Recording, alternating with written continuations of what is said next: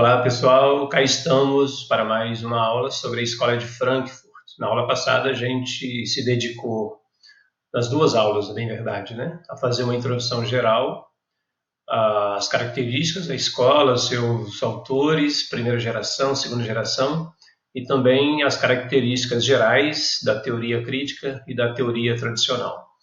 Na aula de hoje queremos refletir sobre um conceito muito importante para Adorno e Horkheim, que é o conceito de razão instrumental, né? Antes de a gente avançar, é importante que você perceba quais são os objetivos para a aula de hoje, tá bom? Então, a gente apresenta três objetivos bastante simples, né, que você caracterize a razão instrumental, a razão crítica, e também que faça a comparação entre ambas, ok? Bom, então vamos partir aqui de um fragmento. Aliás, a aula de hoje será comentário, né, de alguns fragmentos extraídos de uma obra mais tardia de Horkheim, que se chama O Eclipse da Razão. Então, o primeiro fragmento fará menção ao diagnóstico do que se passava na década de 30, de 40, que foi a época de surgimento e de produção de reflexão da Escola de Frankfurt. Então, temos aqui um fragmento bastante significativo que aponta para a gente uma espécie de análise do clima cultural de então.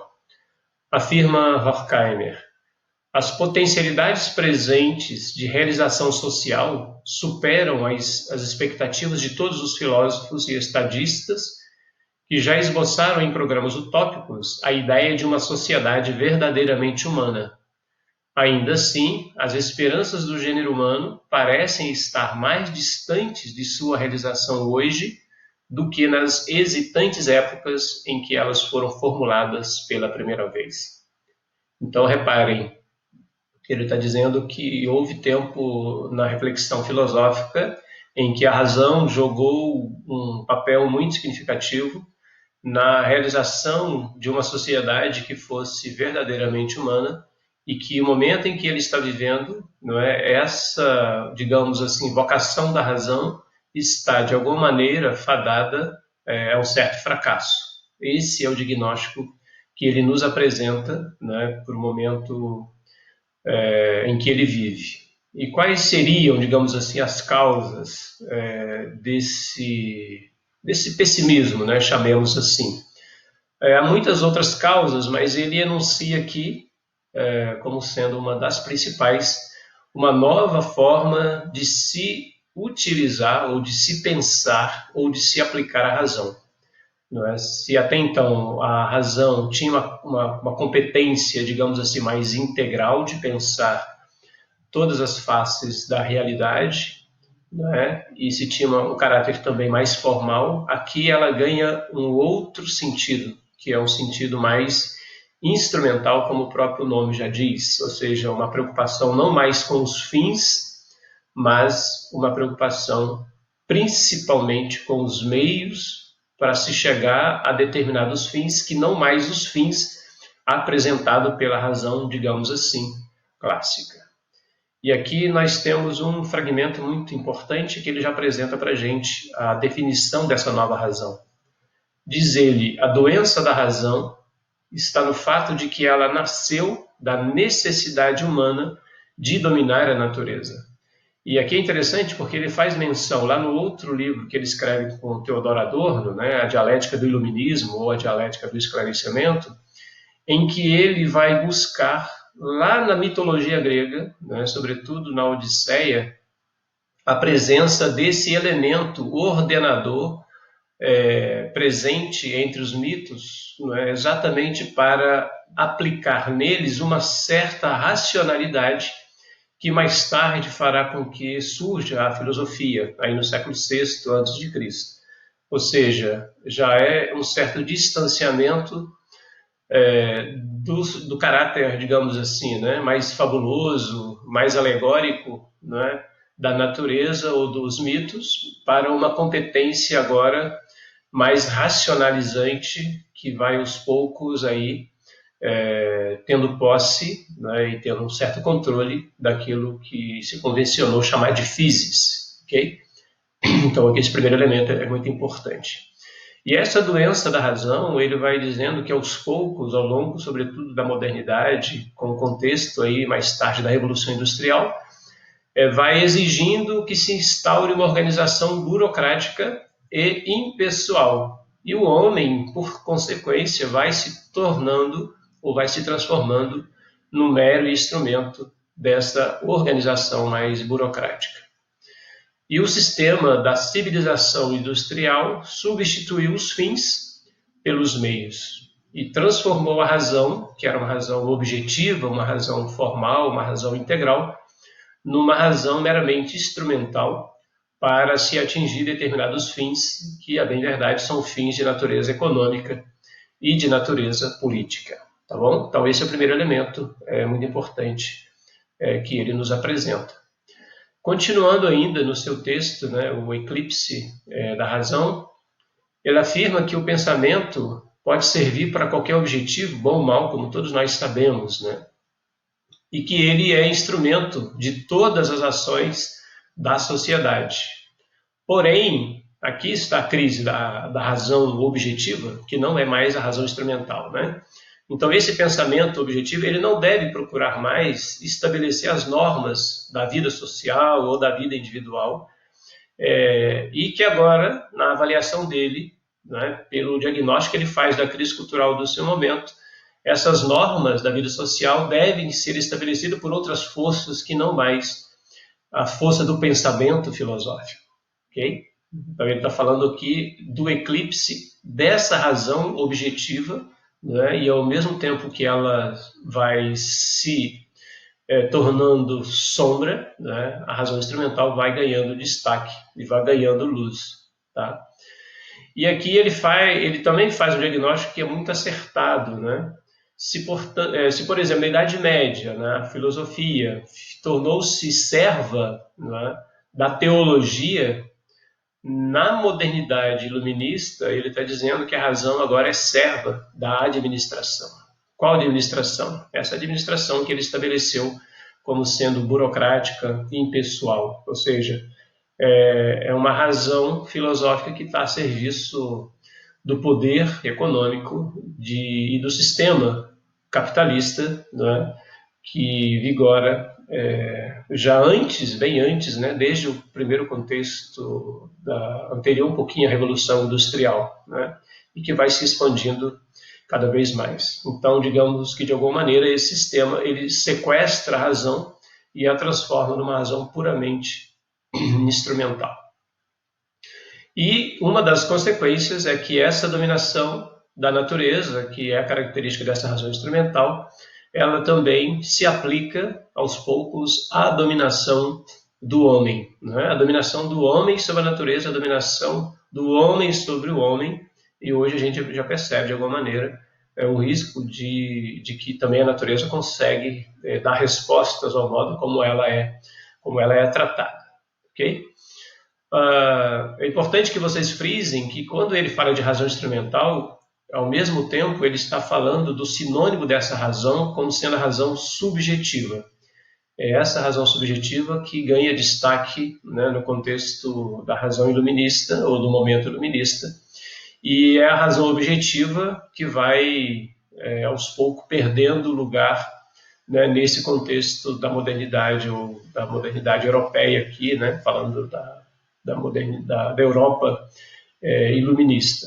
Tá bom? Então, quando ele escreve o eclipse da razão, ele está dizendo que é a razão objetiva que está perdendo força para a razão objetiva, né, que ganha força nesse momento, né, que é sinônimo, como eu disse, da razão instrumental. Pois bem, como é que se resolve essa crise, né, da razão instrumental se sobrepondo à razão objetiva, né? Ele comenta brevemente no capítulo 2 do seu texto duas saídas que não são verdadeiras saídas. Né? Primeiro, uma saída neotomista, né, que é a tentativa de voltar ao paradigma medieval centrado no dogma, para se resolver essa crise da razão, ou seja, abandona-se a razão instrumental, enfatiza-se somente a razão objetiva, né? Nesse caso do neotomismo, fundamentada em última instância nas asas da fé e da razão articuladas. E a outra saída é a saída dos neopositivistas, que é a tentativa de afirmar a tese, né, que já vimos em filosofia da ciência, a tese do verificacionismo, e afirmar que a ciência deve se preocupar apenas com os fatos, né, e de que, de alguma maneira, ela é neutra.